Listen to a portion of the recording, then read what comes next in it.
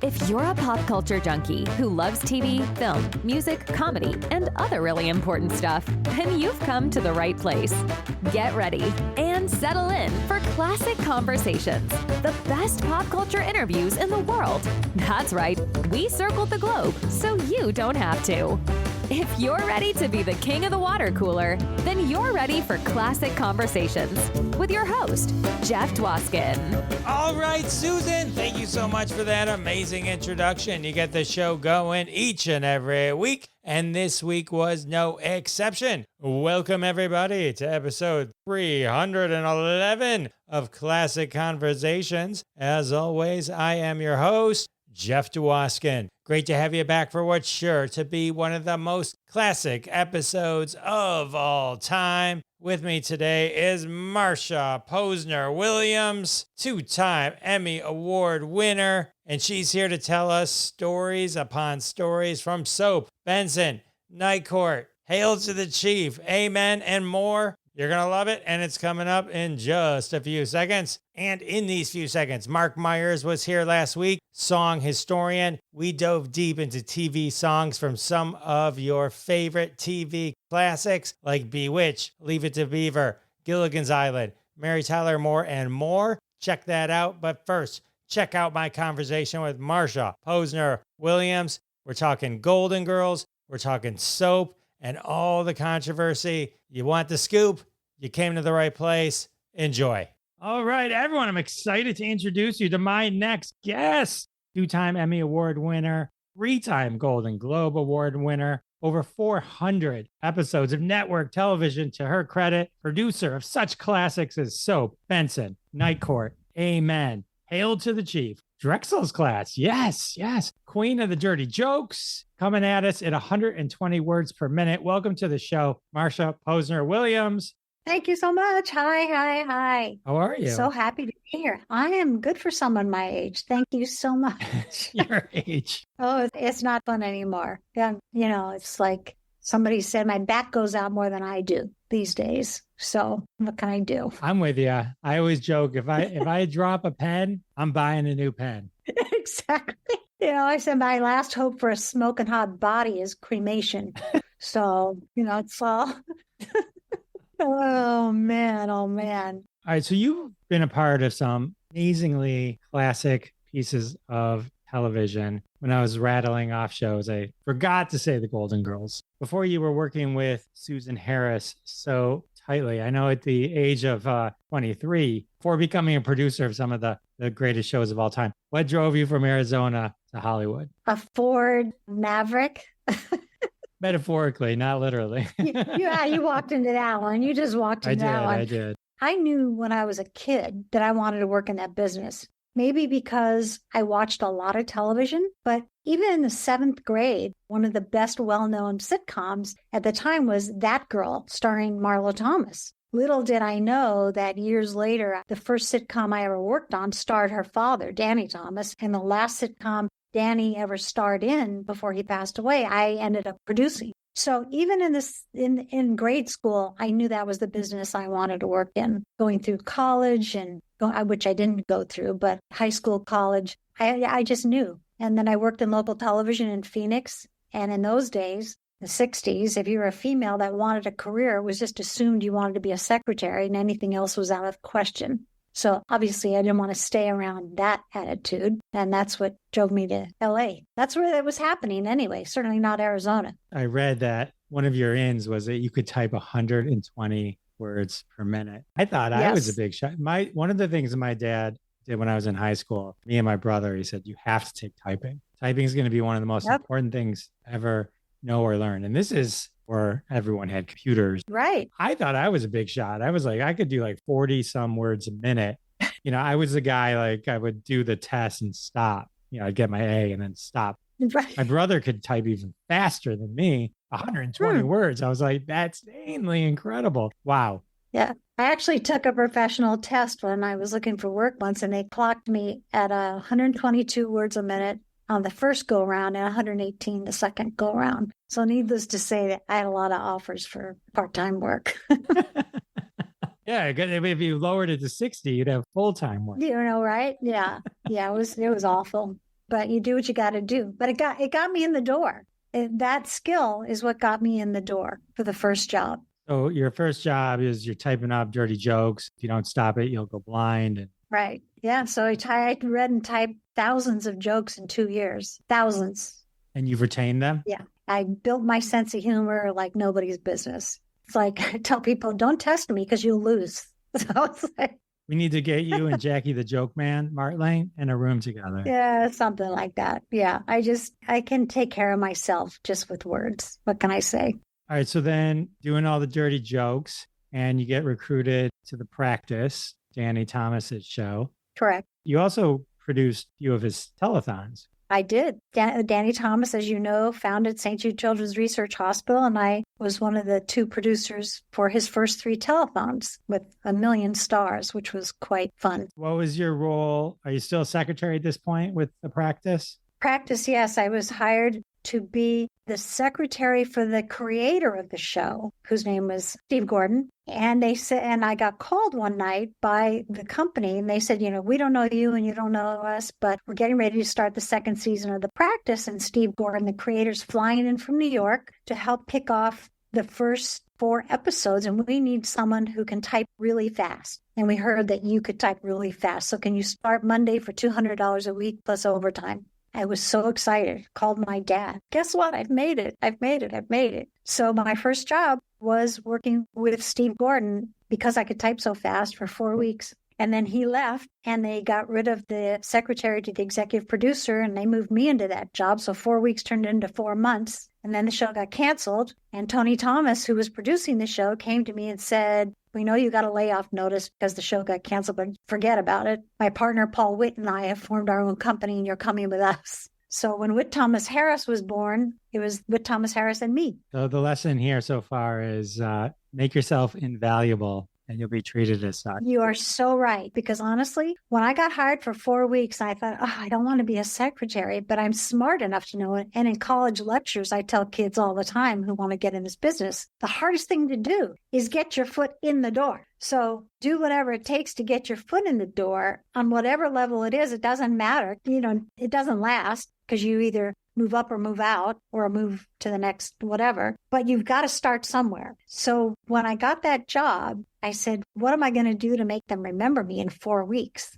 And the answer was simple, spoil them rotten. So when I go and type in 120 words a minute, that was it. They didn't want to let me go. And so when those folks that hired you, that became the job soap? Yes. The first show that Whit Thomas Harris did was a show called Loves Me, Loves Me Not, with Susan Day and Ken Gilman. We were at 20th Century Fox. I think we had offices there. But the show went up and down in 13, and then Soap was born after that. You were with Soap the entire time. Pilot to the very end, and proud of it. Let's talk about Soap for a minute. You turned me on to basically, I guess, a history of Soap and then a episode by episode guide, which you are featured in, your whole story. Apparently. It's a big book too, isn't it? It's over 400 pages. Well, first, let's talk about how your relationship with Susan Harris. You were Susan Harris's secretary. At the beginning, right? Again, a secretary. So you're just moving secretary to secretary, but now you're about to burst. So on Soap, I was her assistant the first season, which was the greatest place to be because she wrote every single episode single-handedly. All 22 were written by Susan Harris.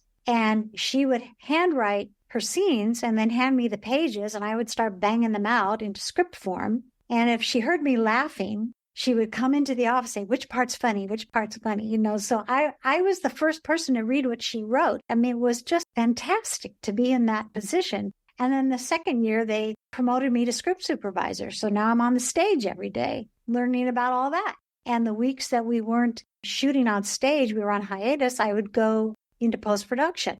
And I started learning all about that. And then the third season of Soap, they kicked me back upstairs. It's like an associate producer, and then things just grew from there. Soap is like one of those, it's an interesting show, right? I mean, it's like, people probably don't talk about it as much as they should. I agree. And believe it or not, yesterday or day before yesterday, somebody sent me an article that one of the main guys in the right wing who tried to get Soap off the air passed away at late 80s. This was a guy who ran an organization called Focus on the Family, and they were threatening at the time, the networks, they were trying to get everybody to boycott advertisers, this show, as opposed to just don't watch the show. If you don't like it, just don't freaking watch the show. If enough people don't watch the show, it goes off the air. Who are you to tell anybody what to watch or not watch? Jeez. To this day, I don't understand. I don't. I would imagine back then, with only 3 channels or so, right, more of a chance someone was going to watch soap, right? I mean, now when you think the world we live in today, there's 1,000 channels. So there's 1,000 things you will never know even existed. Right. But it still comes down to, just because you think one way, don't tell me what to think. You think what you think. I think what I think. It's like standing in front of a picture, a piece of art.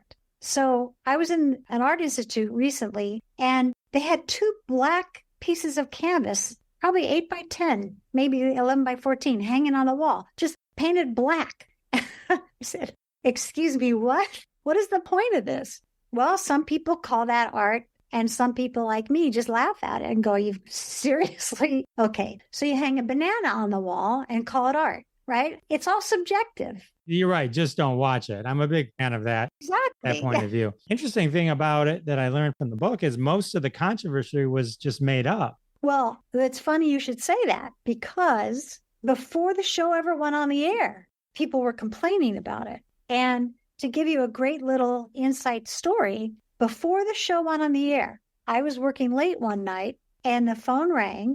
I picked it up. I was tired. And this voice on the other end says, I just want an address where I can write a letter about this show. And I was a little taken aback by that, but I was tired enough and probably cranky enough at that time of night, because I think it was close to 9:00. I decided to take the guy on.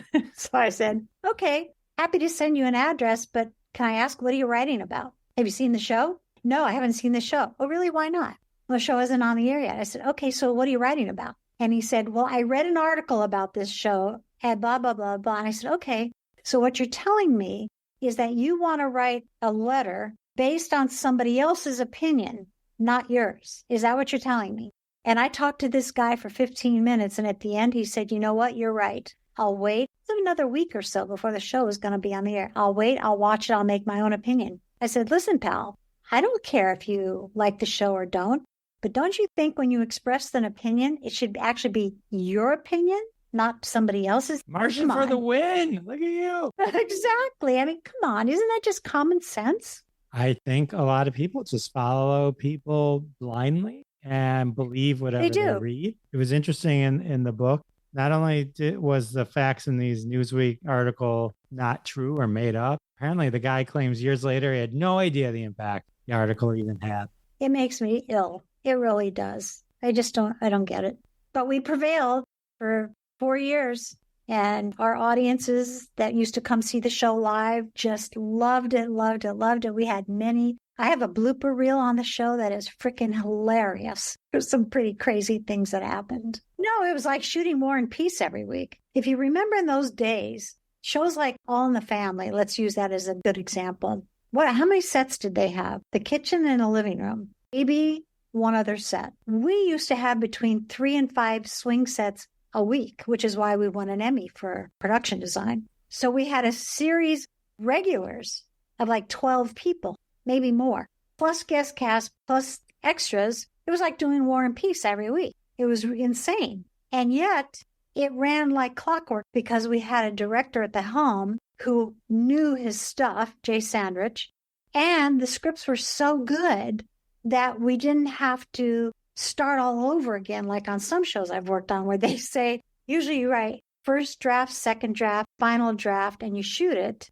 On other shows I worked on, it's first draft, second draft, final draft, story, first draft. So they start all over again. And it was horrible. Get 40 revised pages on shoot day is not a good thing. But, soap was just so brilliantly written. Susan Harris wrote the Maude episode where she had an abortion. Correct. I was aware of that episode. I didn't know that was Susan Harris. Yes. And Susan also created the show, what was it called? About a divorced woman. And that was like unheard of. It was played by Lee Grant, whose daughter, Dinah Manoff, became a series semi-regular on Soap. Yes, and she got shot and killed on Soap. Yes, she did. And she was in Greece. And she was in Greece. Yeah. Yeah, she's terrific. Just terrific. What was Susan Harris like? She kind of self-described herself as funnier on paper. Susan was a very quiet, and she would just come out with things that were so funny, just in everyday talk, which I like to do myself now. I mean, she's just so brilliant. She was just brilliant. What can I say? You want to be around anything she writes. She's had a couple of misses, but it doesn't matter because her hits are so big. Soap, Benson, and the Golden Girls, come on, doesn't get bigger than that, than all of those. So just joyful to be around all of that. So yeah, she was great. Were you tight with the cast? Katherine Hellman, Richard Mulligan. Do you have memories of working with all of them during the 4th season? Of course, I have memories, especially when I was the script supervisor and I was on stage with them every day. The greatest part is that to this day, I'm still wonderful friends with Jay Johnson, who played the ventriloquist on Soap. He lives 5 minutes from me. And I actually got a call this morning from Sal Viscusa, who played the priest on Soap. And I'm still friends with Jimmy Baio, who played the youngest son of the Tate family. And I'm thrilled all these years later to have those relationships and those friendships is just fantastic because, in this business and you work together so tightly for so long, whatever it is on a feature or a 1 hour show or half hour. But the truth is you're fast friends until the final frame. And then when it's over, it's like, see ya, gotta go. And you go about your life and you never see people again. So it was pretty great. Talk to me about Billy Crystal, Jody Dallas. I don't mean, well, I guess there's two ways we could talk about it. One is the first gay character on TV, but also just from what you understand, Billy Crystal's relationship with being part of this show. I feel like it's always everyone who said, "Oh, Billy Crystal, he was on Soap." I never hear Billy Crystal talk about being on Soap. I mean, not that I have an exhaustive list of every interview I've done, but yeah, I don't. Billy was so great in that role. He was just wonderful, and it was difficult, I'm sure, to have that role because of what it was and the time of life that it was. And it was one of the things that people were protesting about, that we had an openly gay character on the show. We had a priest who wanted to leave the priesthood. We had adultery on a sitcom because I guess none of those things ever happen in real life. So people, so people were just protesting all that. But Billy had a lot to deal with and he did it beautifully and brilliantly, I think. And it's funny because just again, recently, I was telling somebody that years ago, maybe 10 years ago, I was in the grocery store and I ran into Bob Seagren, who played Billy's lover, football player, that first season, if you saw the show, and how funny it was to just run into this Olympic pole vaulter, which is where Bob was at the time. And then he did this role, which I thought was, it's great having, it was just great. You mentioned talking to Jay. Do you still talk with Bob? Yes, Bob is always around. Yes. Chuck and Bob. Yes, Bob is always around. Yeah. Thanks for asking. I'll tell him you asked about him. So then the show was just canceled, kind of just out of nowhere, it gets canceled. Right. That must have been a shock and a heartbreak. Because I imagine after 4 years, quite a family. Absolutely. Not only that, but I know that at least one cast member I remember had just bought a house thinking that the show was going to go on. I went, uh-oh, I hope that works out. But also because it came so abruptly, the show had no ending. We had no chance to do a proper ending, which was too bad. But, am I allowed to swear on this podcast? Because, when I do lectures with kids, I say, look, the reality is Hollywood will fuck you when nobody else will. So there it is. What can I say?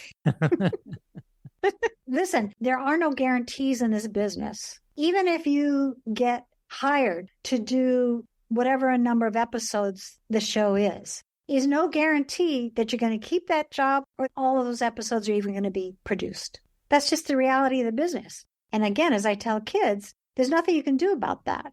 So you have to own that reality and then you'll be fine. Is there nepotism in this business? It runs rampant. What can you do about it? Nothing. So once you own that reality, you'll be fine. It's just the way it is. With the controversy around Soap, I know it opened huge. Did it? Yeah, I hope so. But how did the controversy helped sustain it over the years. My guess is that fourth year to get suddenly canceled, probably just through pressure. And I don't recall exactly. I have to read that book. That would probably tell us whether the pressure against the advertisers got so intense that it wasn't worth it for ABC to continue, maybe. But you know what? At the end of the day, we had 95 episodes, 4 retrospectives, which were, the first one was an hour, the others were 90 minutes. It was just a joyful project to be a part of. It was, as you know, it was and is the most controversial sitcom in the history of sitcoms to this day. Whatever All in the Family went through and their controversy, we went through it and then more. do you feel like Susan just kept leaning into it? Because she didn't pull back. No, I mean, we had to negotiate. First of all, you probably are familiar with the term standards and practices, which is the censor on a show. So in those days, I don't know how it works these days, but in those days, you give a draft to the network and a copy of it goes to the standards and practices guy who says, okay, see on page 12, when you say the character says, go to hell, you can't say that. As an example, anybody who's watching or listening to this who knows the show Soap, there was a very famous scene, and I know it's famous because a lot of drag acts used to do it in their clubs, where the two mothers and two daughters are sitting around the kitchen table talking about their sex lives. And one of them says, oh, Mom, you're not just fidgety, whatever the word was. She said, you're just horny. And the network said, you can't say horny. You cannot say that word. So you negotiate. They negotiated. Okay, we'll take out this damn, we'll take out this hell, we did this, and we'll keep the word. And we kept the word. So Susan was extremely proactive in dealing with all that. Because these are her words that she's fighting for, and rightfully so. That's a great story. Oh, by the way, speaking of that, there was a scene in Soap in the very beginning where, here, picture a police booking desk, okay? And the scene opens up and there's a sergeant, a police officer standing behind the booking desk, and there's an obvious hooker standing in front of the desk. And the police officer says, come on, Babette, you know it's illegal. And the hooker says, oh, please, illegal. I told him he could go around the world for $100. I'm a travel agent, for God's sakes. Okay? Well, that scene, when it was written, we thought, oh, we will never get away with that, if you know what around the world means in the sex world, right? We thought, we'll never get away with that. But we want to hear the note that the guy's going to give us about that line. Well, the notes come back and there's no reference to that line. So we all look at each other like, what? What do you mean? Okay, well, he didn't make reference to it, so I'm going to keep rehearsing with it. We go to shoot the show and the guy is there, okay? Because we shot each episode twice. Shoot it at 5:00 with an audience, then let the audience go. And while we bring in a new audience to shoot the later show, we give the cast notes and we feed everybody. Okay. We shoot the first show. We do that scene. He's right there. No note. Okay. He leaves. We shoot the second show. We do that scene with that line. And then we let the audience go. And we said, are we sure he's not here? Yes, he's definitely gone. We locked the stage door and we reshot that scene with an alternative line because we figure when the network sees the rough cut, they're going to hand it to us. Right? They're going to go crazy. Well, guess what? Nobody ever said a word. So the scene aired the way we originally intended it to. And then we got the notes. I love that story. Who eventually ratted you out? Oh, maybe somebody in the public, somebody else at the, I don't know. It doesn't matter because that's not the good part of the story. I'm just curious. Isn't that just great though? It's one of those things to rat it out. You have to admit, you know what it means. Oh, it does? Really?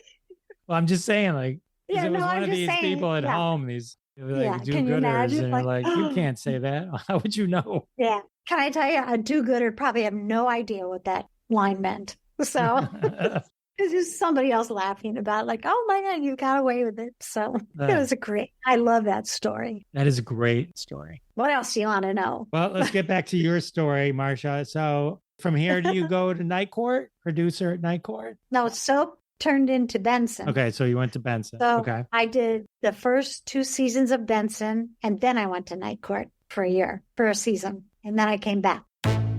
Sorry to interrupt my conversation with Marcia, but we have to take a quick break. I do want to thank everyone for their support of the sponsors. When you support the sponsors, you're supporting us here at Classic Conversations, and that's how we keep the lights on.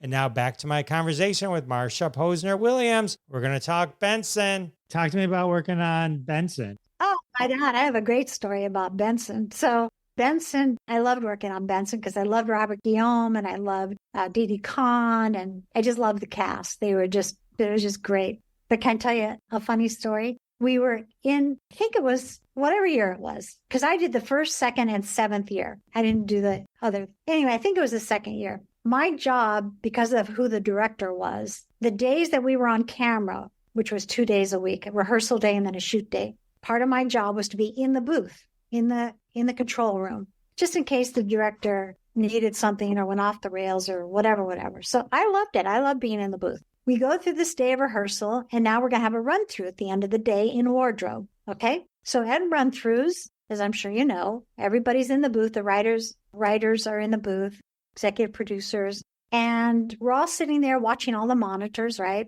So they rehearse a scene. And at the end of the scene, the director says, okay, cut, we're moving on, wardrobe change. So on the monitors, we see the cameras change, moving to the next set. And a few moments later, now mind you, keep in mind, everybody on stage, all the camera and audio people and stage managers all had headphones on so they could hear the director, right? Okay. Didi Khan and Robert Guillaume walk into the set for the next scene. And while they're waiting for the other cast members, they start kind of physically horsing around with each other. And somehow or another, Didi Khan gets her wire earring, which is shaped like this, caught in Bob's knit tie right here. So Didi's head is right here. And she's trying to extricate herself from Bob's tie. And they're going back and forth with each other. And we're seeing this on camera. And the director says, boy, I wish that we were recording, we had cameras on. I mean, that we were shooting this because this would be so funny for the blooper reel. And this director was very straight and not a nice guy. So he says, boy, this would be so great if we were shooting this for the blooper, if we had this for the blooper reel. Then in the back row, this voice, gee, who could that be? In a loud enough voice that everybody on headset heard it on the floor. Said, that reminds me of the time my boyfriend got his braces caught in my IUD. Well, the whole booth fell apart laughing except for this director. And he turned his chair around. His face was beet red. And he looked at me and he said, I can't believe I just heard you say that. Okay. Meanwhile, I think I'm the funniest person on the planet at that moment, right? Okay. Cut to the next day. I go back in the booth. There's nobody there. I'm the first one there. The next one to walk into the booth is this director, and he stops short when he sees me. And he says, well, Miss Posner, what sexual perversion do you have for us today? And I said, funny you should ask, because just last night, I perfected the back 1.5 over the bedpost mount in the layout position, degree of difficulty 9.8. What did you do? And he didn't talk to me the rest of the day. He didn't know what he was messing with. That's right. Good story, though, right? It's a great story. It's funny because Benson was fun. Benson was fun. James Noble, who played the governor. Yeah, loved him. Seems like the nicest guy, right? I mean, nicest guy. Yeah. What was funny about that was I was watching Archie. There was an Archie movie, and he was the bad guy. And I was just like, this guy's not a bad guy. I know. I can't even picture that. He's trying to be a bad guy. I think he made an appearance on the Golden Girls as well, if I'm not mistaken, I think. Susan Harris used a lot of people in and out. Yeah, when you like an actor, you want to use them because you trust them and you can depend on them. And that's wonderful, right? It's great. You see that a lot with people that build dynasties like Susan Harris has. I remember producing a pilot for 20th Century Fox, and we hired this actor to play the lead, and it's a pilot. He, so excited. He's unknown. So excited he gets the lead. He comes in, rehearses, and on day 3, he's fired. Oops, it happens. No guarantees. No guarantees. Dinah Manoff, Soap, Didi Khan, Benson. Any more Pink ladies that you've worked with? Pink ladies. What does that mean, Jeff? Grease. Oh, yeah. No. But I did see Dinah at the Golden Girls convention, which was fun to have a reunion with her there in Chicago in 2020. That was wonderful. And then she was at also the Golden Girls convention last year in Chicago, which was great to see her. Yeah. All right. So from Benson, move on to Night Court. So you go from Night Court and then you go back to Benson, which is more normal, which is because so when we talk about you being at soap from episode 1 to the end, that's not necessarily normal for somebody. No. So after Night Court, I went back to do a show for Whit Thomas Harris that Susan also created called Hail to the Chief.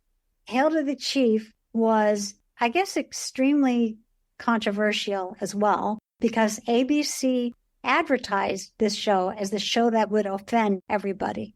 And I guess it did. But I have to tell you, it went up and down in 7 episodes. It was 7 of the funniest episodes I've ever worked on. And it was just like soap in the way that like 12 regulars, a lot of swing sets, War and Peace every week. But man, that show was funny with Patty Duke, Ted Bessel, Dick Shawn, Murray Hamilton, Quinn Cummings, just fantastic people. What was supposed to be offensive about it? Having a woman as president? I mean, No, I guess it was maybe 85, maybe.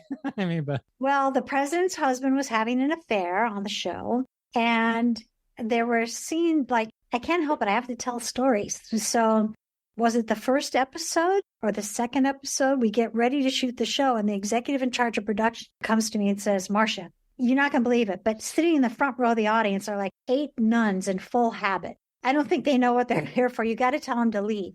I said, "Don't look at me. It's not my job. I'm not doing it. I don't know anything about nuns and habits. I know nothing about it. So that's on you, pal."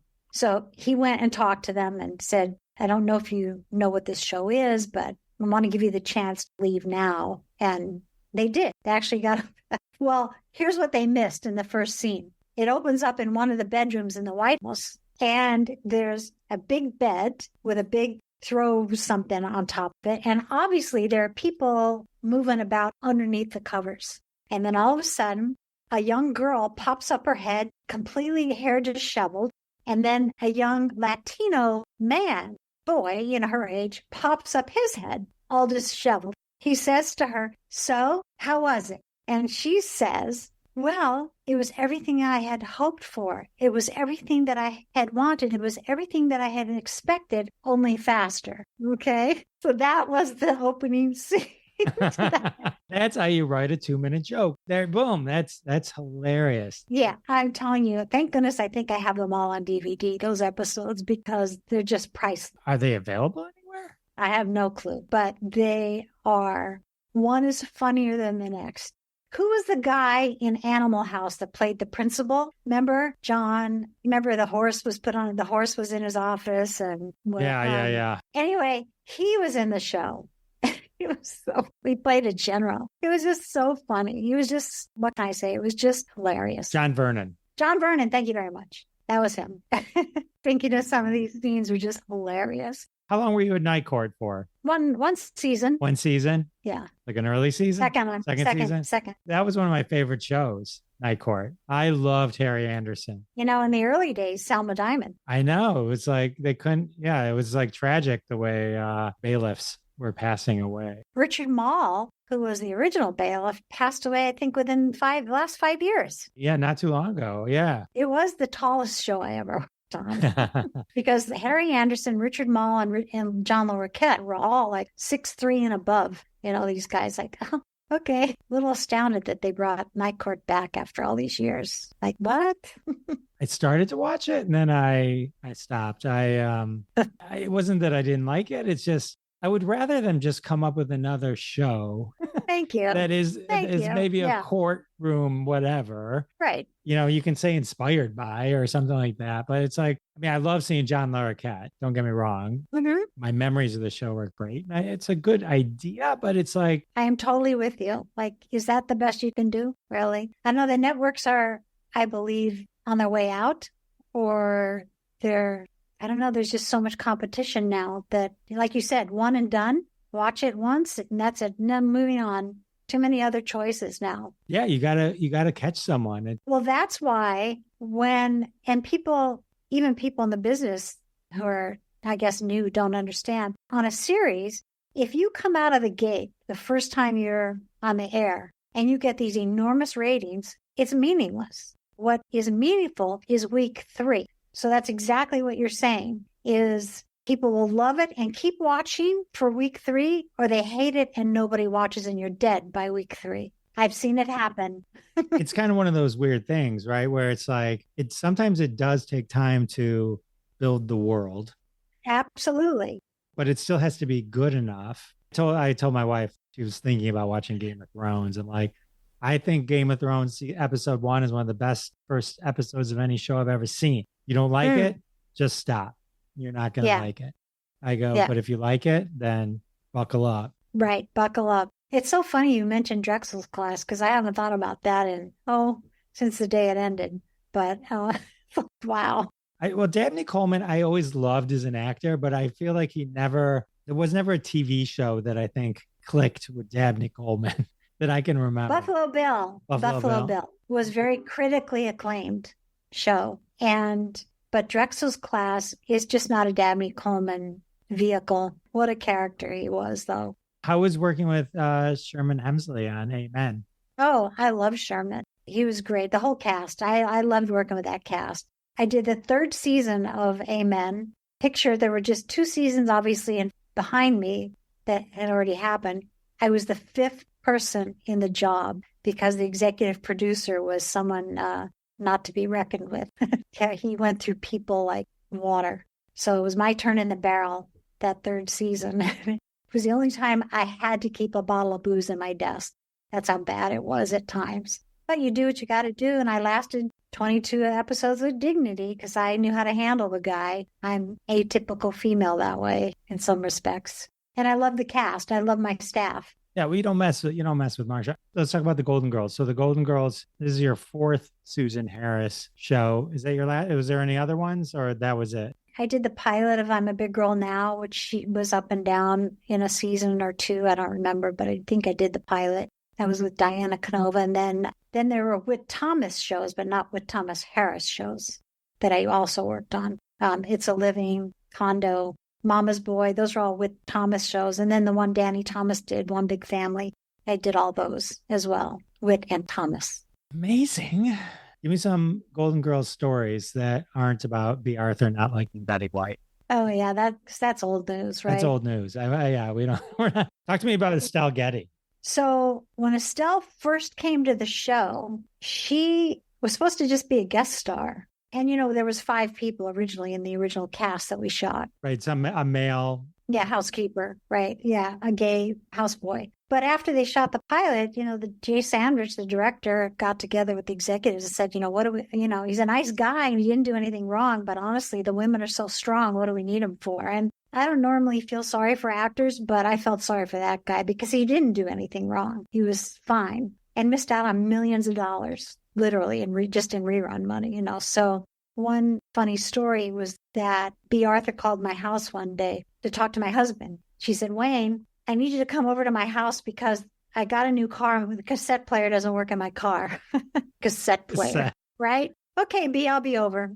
So Wayne goes to her house and she had a BMW something with an I at the end of it. And we sit in the car together and he says, okay, well, show me what the problem is. So she takes the cassette, she goes to put it in, nothing. So Wayne says, well, let's turn the car on first.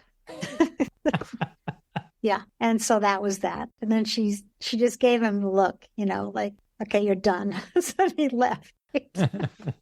Yeah. I know that feeling. I spent a whole day with tech support once, and I was just like, this wasn't plugged in all the way. Oh my God. Oh my God. I know that feeling where it's the most obvious thing.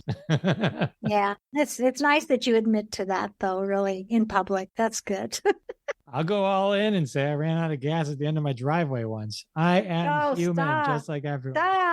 Stop. It can't be. It was fun to work on that show because we knew so quickly that the show was going to be a monster hit. Nobody predicted it, but it just happened organically. It's fun to work on a hit show. Got me as a guest. As a result, I co-authored a stupid little humor book called How to Get Even with Your Ex. And it literally was a joke book of one-liners that I wrote with a guy, coincidentally, who'd been married 8 times. But his motto was, look, divorce is good. Every divorce is a murder that didn't happen. So it's all how you look at it, right? But it wasn't about ex-husband or wife. It was about anything, girlfriend, auto mechanic, hairdresser, lawyer, whatever. Anyway, it was just a stupid one-liner book. And as a result of being on the Golden Girls at the time the book came out, he and I were a guest on the Today Show, so things like that. And then I did like 50 plus radio interviews, which was much more fun than doing the Today Show. Promote it and talk about it and have people share how to get even with their ex's experiences, which was quite shocking, I must admit, at times. So the show was fun. I remember I drove B home one night because she'd had a little too much to drink and they took the keys away from her. And I called Wayne and I said, red alert, I'm driving B home in her car, so you got to meet me at her house. And I drove down Sunset Boulevard and I'm thinking to myself, I'm sitting next to Maude. I used to watch Maude all the time. She's sitting right next to me in the car.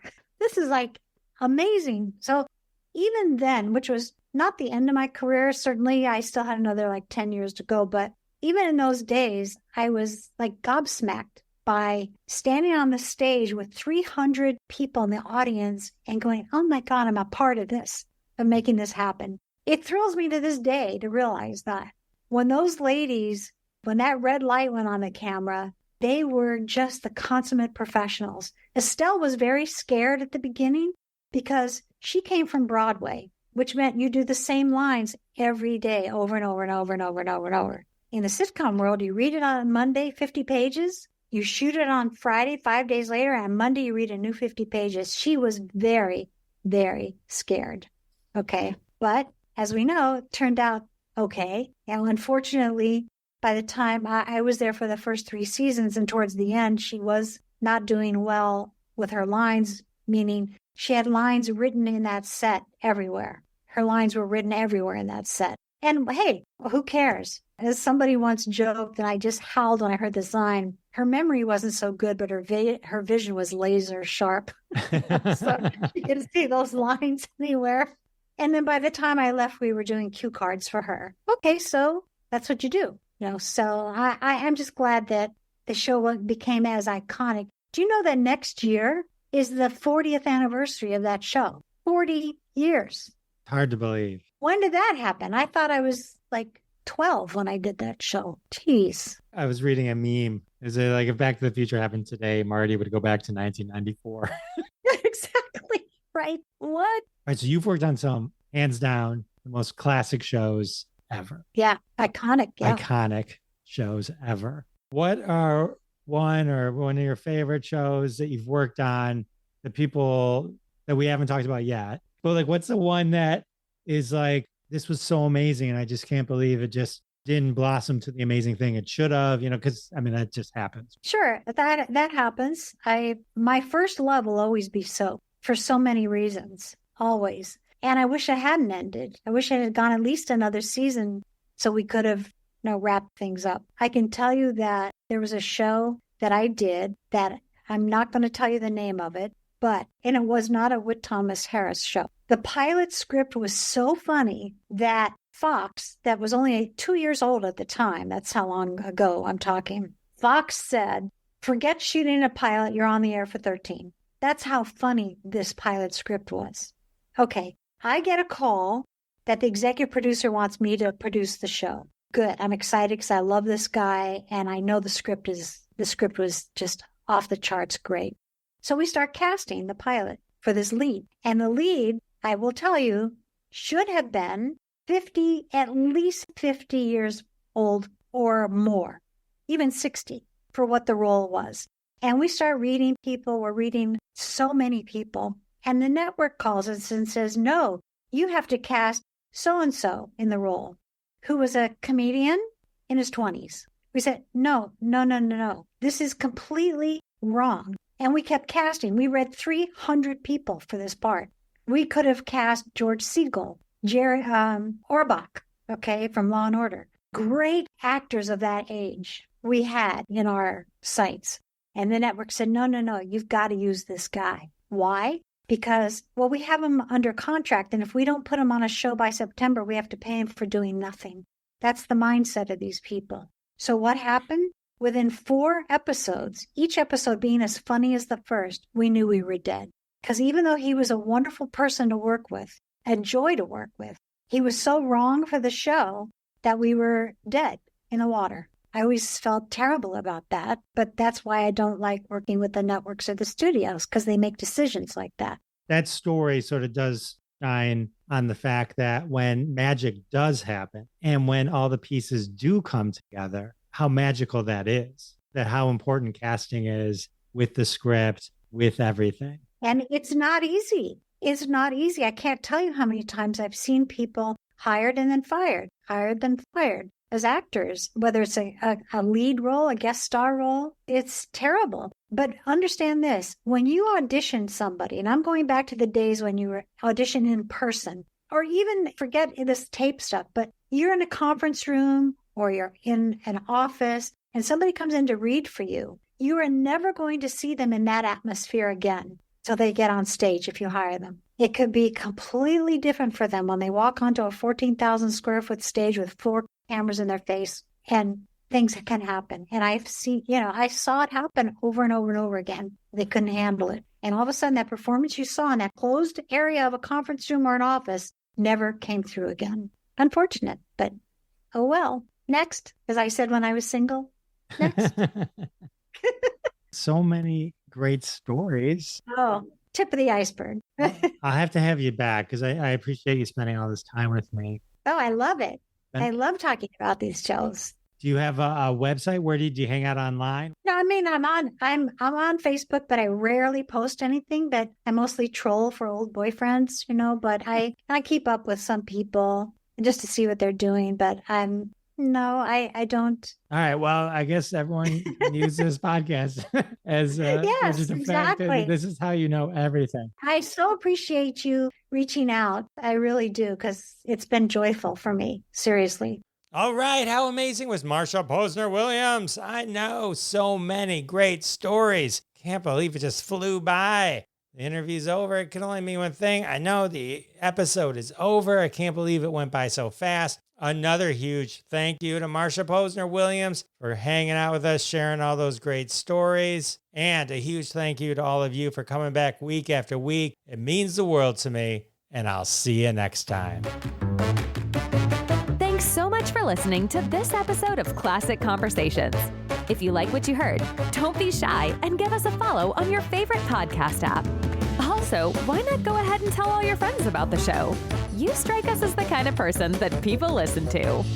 Thanks in advance for spreading the word, and we'll catch you next time on Classic Conversations.